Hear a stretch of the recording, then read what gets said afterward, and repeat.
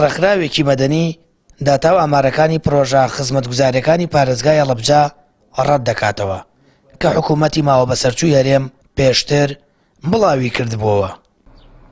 بەپی ئامارەکانی حکوومەت لە ماوەی کابینەی نۆدا لە هەڵەبجە 133 پرۆژە بە تێچووی 390 ملیار و 843 میلیۆن دینار لە بوارە جیاوازەکاندا ئەنجام درراوە.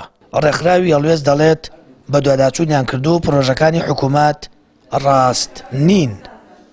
لە ڕاگەیەنراوەکەی فەرمانگەی میدیا و زانیاری حکوومەتی هەرێمی کوردستاندا بەڕوونی دەڵێت ئەو پرۆژانەی جێبەجێ کراون واتە تەرخانکردن نییە، بەڵکو بابەتەکە جێبەجێکردنی پرۆژەکانە کە خۆی لە 133 پرۆژە دەبینێتەوە بە تێچووی 390 ملیار و 843 میلیۆن دینار.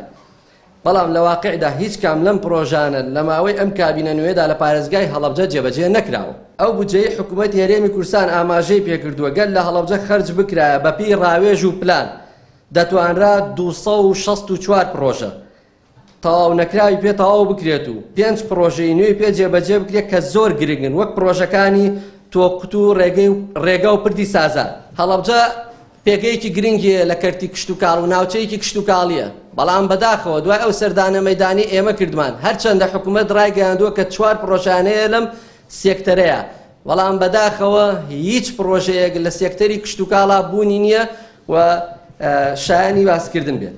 بەدڵنیایەوە کۆی ئەو زانیاریانەی کە حکوومەتی هەرێمی کوردستان و فەرمانگەی میدیا و زانیاری بڵاوی کردوەوە زانیاری هەڵەبوون. بەپی راپۆرتە شیکارەکەی و ڕێکخراوە بێت حکوومەت لە ڕاگەنراوەکەیدا ئامانگی نەبووە لەگەڵ دام و دەستگاکانی هەڵەبجە و زانیاریەکانی لەوانی زۆر نەگرتووە.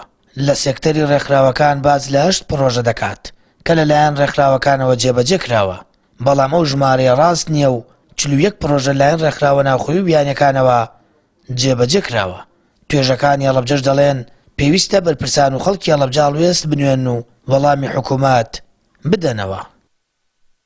بێگومان پێویستەکە هەڵوێست وەربگیرێت و لە پای ئەوەی کە ئەسڵەن هەر خزمەت ئەم شارە ناکرێت و لە کاتێکا کە خزمەتیش نەکراوە بۆچی ئاماری هەڵە بڵاوەکرێتەوە. ئێمە وەکو ڕێکخراوەکانی کۆمەڵگەی مەدەنی بە ئەرکی خۆمان هەڵساوین توێژینەوەیەکمان ئامادە کردووە و سەردانی سەرجەم ئەو فەرمانگانەمان کردووە و پرسیارمان لێ کردوون ئایا ئەو ژمارەی کە حکوومەتی هەرێمی کوردستان بڵاوی کردوێتەوە هیچ ڕاستی دروستی هەیە، هیچ جۆرێک پرۆژە لەو شێوازانە جێبەجێ کراوە. لە وەڵامدا ئەوان ئێمە ئاگاداری ئەو پرۆژانە نین و لە چوارچێوەی داهاتی فەرمانگەکانی خۆیانە کۆمەڵێک پرۆژەیان جێبەجێ کردو. ئەمەش ناچێتە چوارچێوەی پرۆژە، چونکە هەر پرۆژەیەک لە 3 ملیار گژمەکەی لە 3 ملیار دینار کەمتر بێ بەڕاستی بە پرۆژە ئەژمار ناکرێت. ئەو ڕاگەیاندرانەی کە حکوومەت لەبارەی هەڵەبجەوە ئەیدا هیچی وان نییە، چونکە لە هەڵەبجە ئەو پرۆژانی کە ئەوان باسیەکەن هیچی نەکراوە و ئەگەر بەردێکی بناغەیە دانرا بێت هەر ئەوەیە بەردی بناغەکە دانراوە و دوای ئەوە پرۆژەکە هیچی جێبەجێ نەکراوە.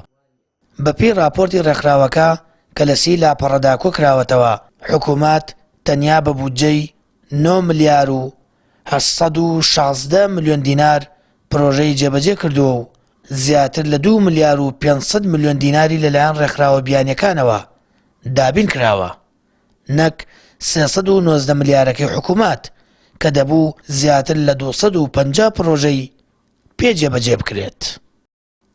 سامان فەتاح، کەناڵی ئاسمانی پەیام، هەڵەبجە.